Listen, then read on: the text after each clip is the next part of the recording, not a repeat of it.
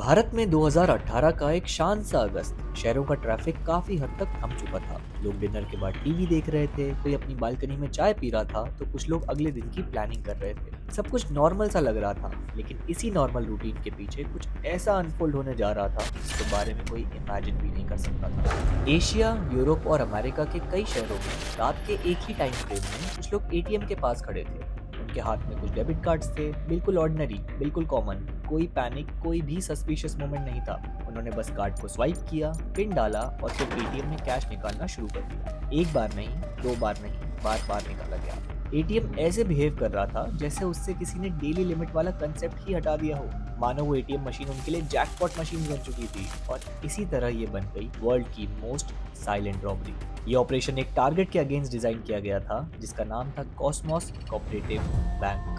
Cosmos bank Maharashtra के लोगों के लिए एक ट्रस्टेड नाम था, more than a century old. एक कोऑपरेटिव स्ट्रक्चर जिसमें इमोशंस भी जुड़े थे और लोगों की फाइनेंशियल डिपेंडेंसी भी। People saw it as a safe home for their savings. लेकिन मॉडर्न बैंकिंग का एक सैड ट्रुथ भी होता है, जितना कन्वीनियंस बढ़ता है उतनी ही कॉम्प्लेक्सिटी और रिस्क भी बढ़ता है। कॉस्मोस भी डिजिटल ट्रांजैक्शन में आगे बढ़ रहा था। ATM, Visa, RuPay, network, internet banking, card management, SWIFT transfers, all the tools of modern banking, but not all the security upgrade that modern threat demands।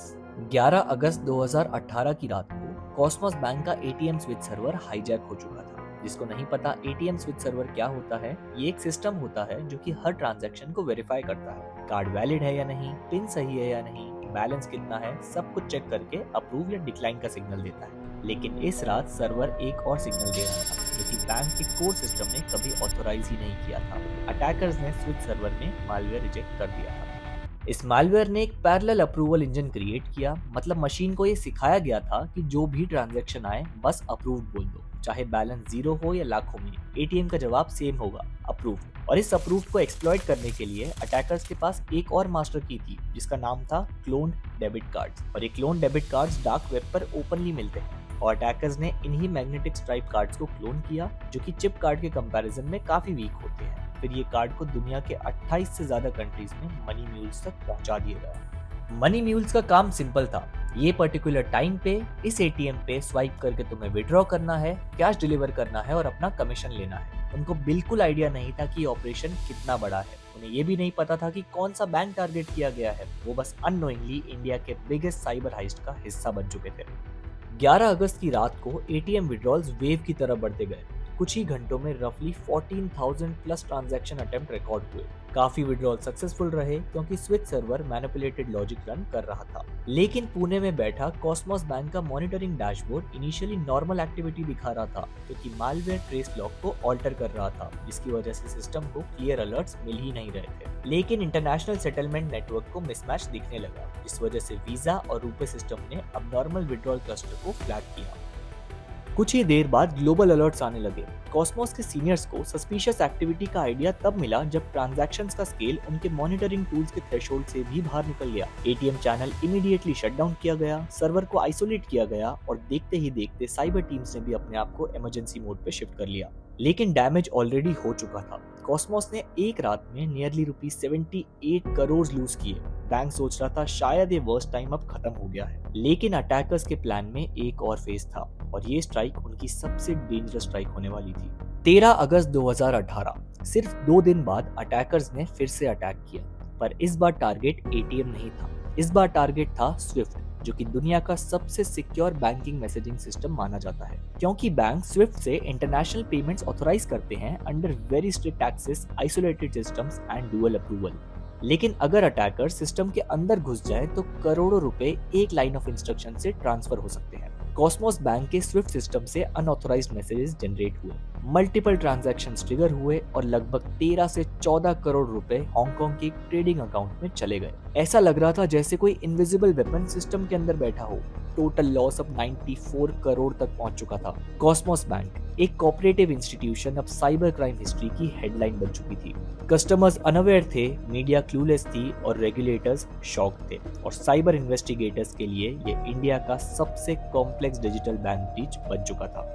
Cosmos bank cyber attack जैसे ही public domain में आया, Pune city police की cyber cell ने इस case को top priority पर रखा। एक स्पेशल इन्वेस्टिगेशन टीम बनाई गई क्योंकि ये केस अब ऑर्डिनरी नहीं रह गया था। ये अब ग्लोबल फुटप्रिंट्स वाला multi layer dual strike cyber crime था। इन्वेस्टिगेशन का पहला स्टेप था बैंक के सारे डिजिटल एसेट्स को प्रिजर्व करना। फॉरेंसिक टीम ने सर्वर्स के ATM switch server, core banking connectors, SWIFT terminals, firewall logs, employ computer, email records और लॉगिन ट्रेल्स के इमेजेस लिए। कुछ ही घंटों में फॉरेंसिक में एक पैटर्न स्लोली इमर्ज हुआ। अटैकर सिस्टम में 1 या 2 घंटों के लिए नहीं थे, they were inside days before the attack. उन्होंने एनवायरनमेंट को स्लोली ऑब्जर्व किया, वीकनेस आइडेंटिफाई करी और फिर सही समय देख के एग्जीक्यूट किया। मीनवाइल इन्वेस्टिगेटर्स ने इंडिया के अंदर हुआ एटीएम विड्रॉल ट्रेल को फॉलो किया, सीसीटीवी फुटेजेस को एग्जामिन किया। इसमें कई म्यूल्स रिपीटेडली एटीएम विजिट करते हुए दिख रहे थे, जिन्हें तुरंत अरेस्ट किया गया। और जब उन म्यूल से इंटेरोगेट किया गया, तब उनका कहना था कि दे हैड नो आइडिया कि इसके पीछे का मास्टरमाइंड कौन है। वो बस कुछ पैसों के लिए काम कर रहे थे।